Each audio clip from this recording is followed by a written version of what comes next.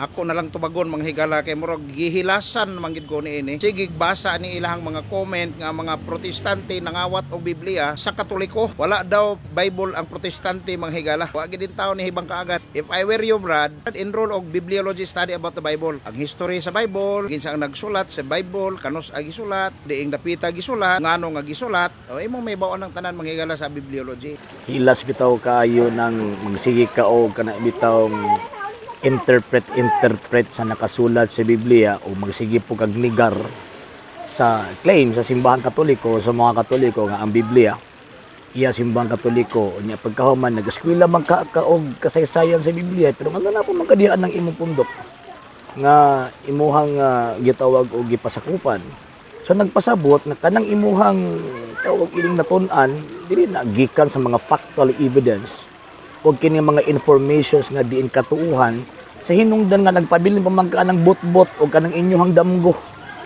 Kung tun-an nimo ang bibliohika, kung tun-an nimo kasaysayan sa gitawag og balaang kasulatan, may bawon makita nato nga ang Santa Iglesia Katolika Apostolika Romana ang responsabling nag-compile o nya ilabi na ang New Testament mga Katoliko ang gasuwat ana, mga obispo. O for example, Saint Mark, Saint Luke. Yung Saint Luke, estudyante man na ni Saint Paul. Saint Mark, estudyante man na ni San Pedro. And at the same time, usa siya sa mga obispo dito sa Alexandria.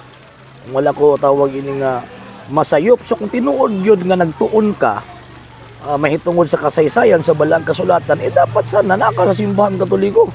Pero the fact nga nagsigig hapon sa supak-supak hangtod karon, sige gihapon kag nigar hangtod karon, nagpasabot nga wala ka nagtuon og sakto.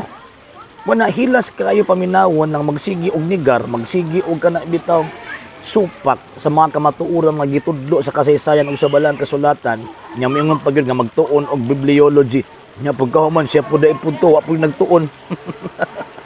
Di ba? So ingon nala lang mga sir ug tawag ini nga mga ma'am. So manang bantay-bantay ta kay lisod ka ini mong pamaumao ta ba. Unya pagkahuman nato ang mga ebidensyang ilatag, putos buwad. Di ba? O singunan na lang.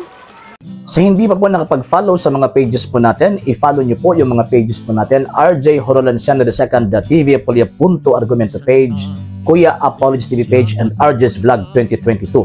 And pwede rin po kayo mag-send po dyan ng Facebook stars. And also, sa ating po mga channels, sa hindi po nakapag-subscribe, i-subscribe po ninyo yung mga channels natin. The Lay Catholic, Apologies International Official, RJ Sano II TV, Kuya Apologies TV, and Barrio Kawayan Religious Forum. And pwede rin po kayo mag-send po dyan ng super sticker, super chats, and super thanks. And maraming salamat po sa mga kapatid at mga Katoliko na ulis pong tumutulong sa programa po natin. Maraming salamat po. Nang dahil po sa tulong at suporta po ninyo, ang programa pong ito, until now, andito pa rin po sa social media. And until now din po, nangangailangan pa rin po tayo sa tulong at suporta po ninyo dahil wala po kami magagawa rito mga sir, mga ma'am, kung wala po yung tulong at suporta po ninyo. Sa gusto pong tumulong, sa gusto pong sumuporta, pwede po ninyong ipadala ang tulong at suporta po ninyo sa pamamagitan po ng ating mga account numbers dyan po sa ating pong screen.